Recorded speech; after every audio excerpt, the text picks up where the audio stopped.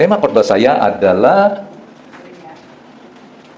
sambil saudara merenung ya, saya canangkan di tahun 2020, saudara harus minta hati, maksudnya mendoakan hati, supaya hatimu bisa menguasai keadaan.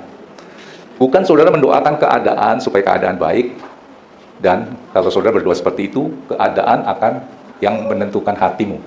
Sukacitamu, sedihmu, gembiramu tergantung keadaan. Saya canangkan 2020, ini udah lewat ya, setahun yang lalu. Saudara harus mendoakan hatimu supaya hatimu menentukan keadaan, bukan terbalik. Dan saat itu saya mengajarkan kepada saudara dengan pimpinan Roh Kudus supaya saudara minta hati yang mengasihi Tuhan, otomatis akan mengasihi sesama kalau saudara mengasihi Tuhan ya. Dan roh takut akan Tuhan dan kerendahan hati, supaya saudara mempunyai hikmat, kepintaran yang daripada Tuhan untuk menjalankan kehidupan. Dan saat itu saya nggak tahu kalau tahun 2020 di Maret itu tersebar virus sampai mendunia. Saya saat itu nggak tahu. Nah, kalau tiap hari saudara minta roh takut akan Tuhan, nah hari ini sih kita mau cek, benar nggak saudara punya roh takut akan Tuhan? Temanya adalah roh takut akan Tuhan vs roh ketakutan. Kalau ada sebagian orang yang nggak hadir di tempat ini, itu pasti ada roh ketakutan. Tapi sekarang udah nggak ya? Nah, itu temanya. Jadi begini saudara, kenapa roh ketakutan itu bisa merasuk ke dalam kita? Karena kita sering menggembar-gemborkan, membesarkan persoalan kita apa ya saat ini? Ya COVID-19 itu, virus corona itu saudara gembar-gemborkan. Terus setiap saudara mendapatkan sesuatu, saudara share, bagikan ke orang lain. Ketakutan yang saudara terima, waduh gawat tuh, bisa begini ya, saudara bagi lagi ke orang lain. Yang terima itu juga bagi lagi yang ke lain. Itu sama saja saudara membagikan roh ketakutan. Ini ya persoalannya. Nah ternyata orang bisa takut kepada sesuatu karena dia mempunyai kepercayaan kepada sesuatu yang dia takuti. Jadi kalau saudara takut sama virus corona, pasti saudara mempunyai kepercayaan kepada yang saudara takuti, yaitu virus corona. Harus pakai masker, makanya saudara pakai masker. Harus cuci tangan sering, saudara lakukan itu. Karena saudara mempunyai kepercayaan kepada yang saudara takuti, yaitu virus corona. Nggak boleh deket-deket tuh, jaga jarak.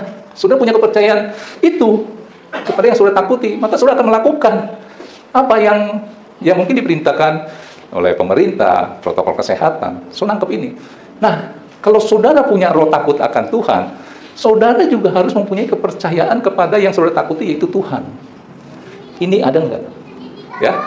Tema saya adalah roh ketakutan vs roh takut akan Tuhan. Keluarin 2 Timotius 1 ayat 7. Jadi kalau saudara bilang, saya punya roh takut akan Tuhan, tapi ketika Tuhan perintahkan A, B, C, D, saudara ragu melakukan A, B, C, D. Nggak ada kepercayaan penuh. Coba, selidiki. Apakah orang seperti ini bisa punya roh takut akan Tuhan? Tapi kalau roh ketakutan, jangan kumpul banyak orang. Waduh, saya nggak berani deh kumpul-kumpul rame-rame di tempat ini. Kenapa? Dia punya kepercayaan kepada yang dia takuti, yaitu virus corona. Maka sebagian nggak datang. Maka bangkunya dibikin jarak. Tangkap ini ya, lihat.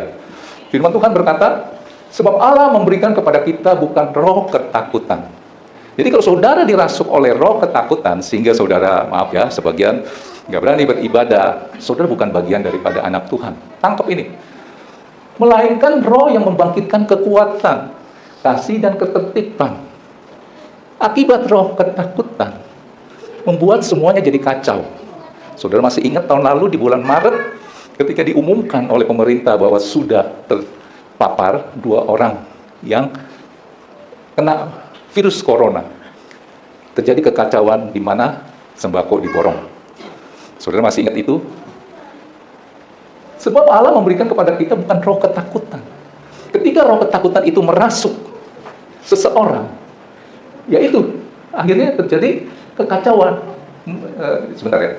Sebab Allah memberikan kepada kita bukan roh ketakutan, melainkan roh yang membangkitkan kekuatan, kasih dan ketertiban. Akibat ada roh ketakutan, terjadinya kekacauan di mana sembako diborong semua. Saya ingat sekali di depan mata saya, biasanya anti makan mie instan, sampai borong mie instan 5 dus. Dia akhirnya, saya sering katakan, dia meninggal dunia bukan karena virus corona, karena sakit tipes, karena terlalu banyak makan mie instan. Dan akhirnya saya lihat, mie instan itu memang tidak disentuh. Kadaluarsa, dibuang sayang, dimakan serem, akhirnya bagiin ke orang. Bener, ya. Kemarin Pak Hari Sempulur berkata apa? Dia melayani orang-orang miskin di rel kereta api, di kolong jembatan. Mereka tuh kuat-kuat terhadap virus ya, virus corona. Mereka mati bukan karena virus corona, karena apa dikatakan? Mati karena kelaparan. Ya, saudara perhatikan ini, melainkan roh yang membangkitkan kekuatan. Tambah semangat saudara harusnya dalam mengiringi Tuhan. Kasih dan ketertiban, jadi tertib. Tangkap sesuatu ya? Oke.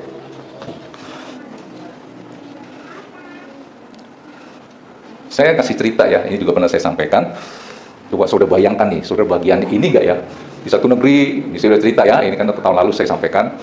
Ada satu desa, itu karena kurang ajar sama dewa, diberi penyakit sampar nih oleh dewa ya, ini cerita dewa ya. Dan dewa itu mengirim malaikat El-Maut untuk menyebarkan penyakit sampar, target harus 10.000, tidak boleh lebih. Kalau lebih nanti malaikat El-Mautnya bisa kena hukuman ya. Oke, jadi malaikat El-Maut hari itu selama 3 hari menyebarkan penyakit sampar. Hari pertama mati 3.000, hari kedua mati 4.000, hari ketiga 3.000, udah 10.000. Tugas dia selesai.